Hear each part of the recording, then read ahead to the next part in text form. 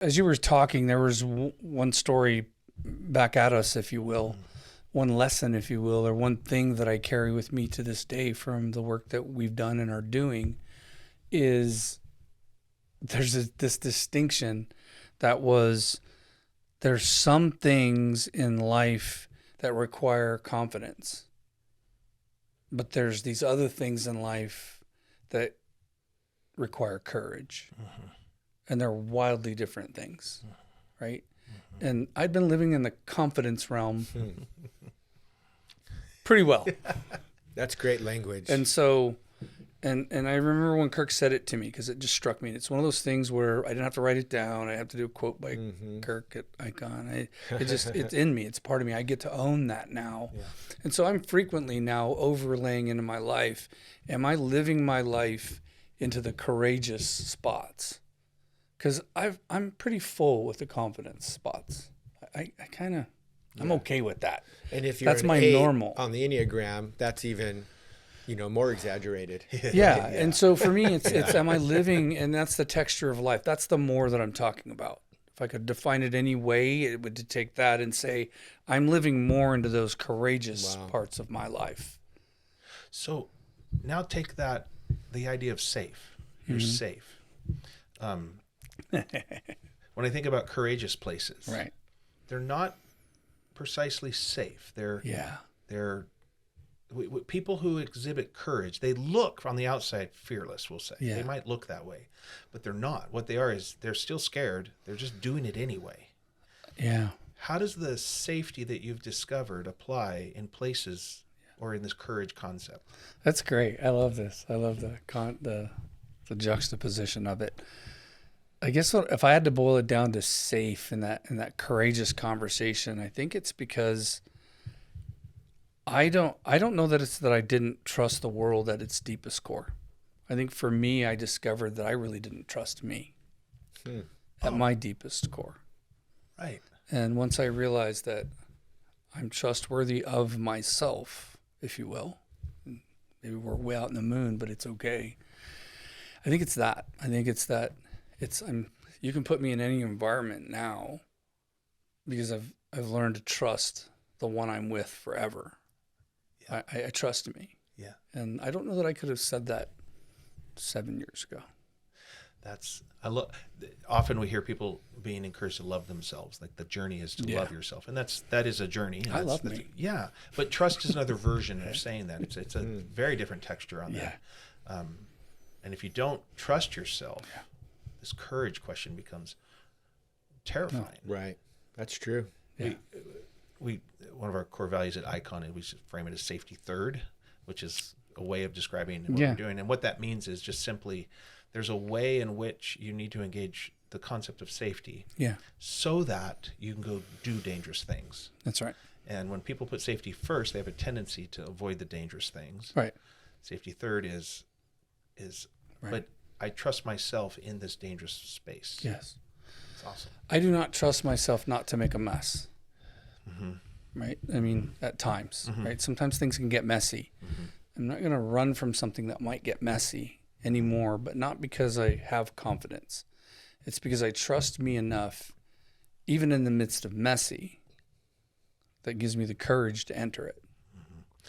And now what kind of spaces is that opening up for you? Oh man, everything's moving really fast.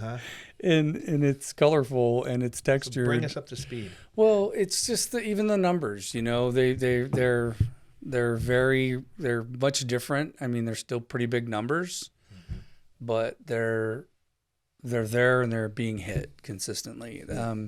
It's the letting go of control, bringing on new humans and building something that ends up getting so out of my control. So all roads don't lead to John anymore. No, they're do any roads lead to John? Well, they do currently. The puppet master still has a string or two connected, but I'm pretty sure those are going to get clipped. But we've gone from repositioning everybody, bringing in 4 humans at the same time, establishing the process engineering of our business is where we're at right now.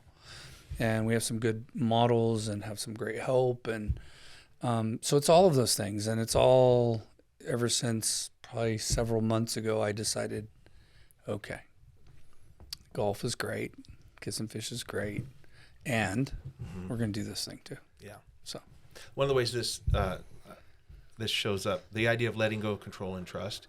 When you're out in these new spaces, you are letting go of the engineering of your business. And one of the things I've heard you say before is that it has to be hard. If it's not hard, it's not interesting.